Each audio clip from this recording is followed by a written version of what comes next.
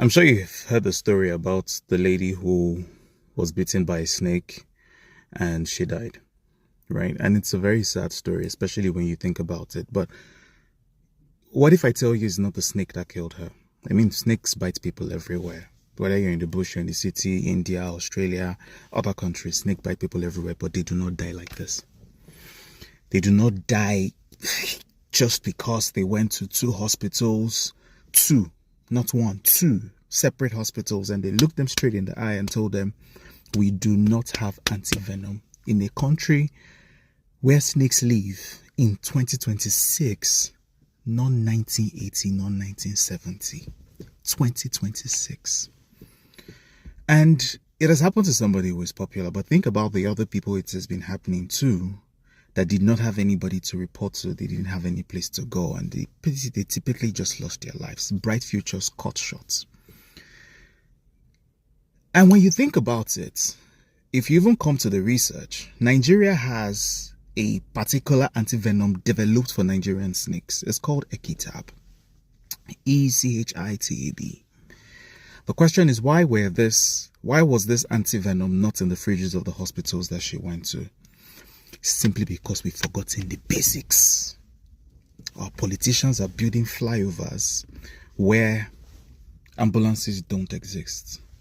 We're focusing on building ultra-modern hospitals when the primary healthcare center, which is the first point of call in any functioning country, should be. But rather than focus on those ones, they would rather want to do a big project, they'll cut ribbon, and everybody's going to clap for them simply because they're trying to focus on the next election rather than the lives of the people that they're actually supposed to save.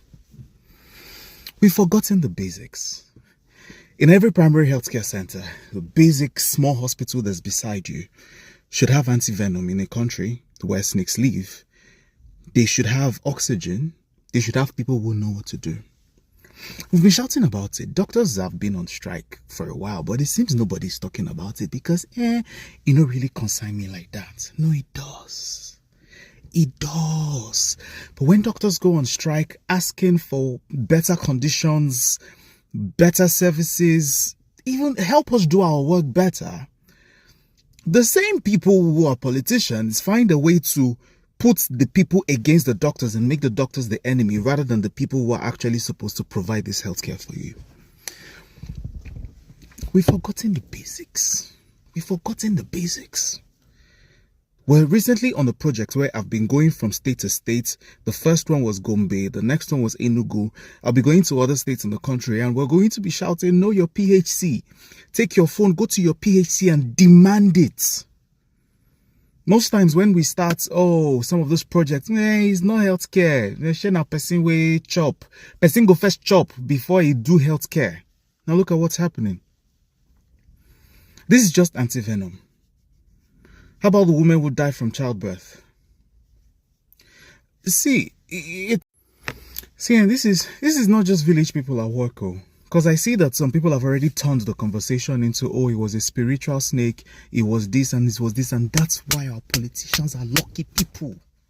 Because they know that once they spin a particular story, everybody will run with it. Nobody's asking why does our hospitals don't have antivenoms? The money that was budgeted for the primary healthcare centers, why was it not supposed to do what it was supposed to do? But rather they are saying, he's a spiritual snake, he's a neighbor, he's jealous of her, these things. That is how they keep us down. Well, we can do what we want to do. But what I will say is, when time comes to actually demand accountability for healthcare, if you hear budget allocation, don't just tune off. Ask, does my primary healthcare, we should stop praising audio projects when primary healthcare centers don't even have common paracetamol. Go to the pin post on my page and look at that. Those are primary healthcare centers that's actually supposed to help people survive. We failed this young lady today. We're failing others.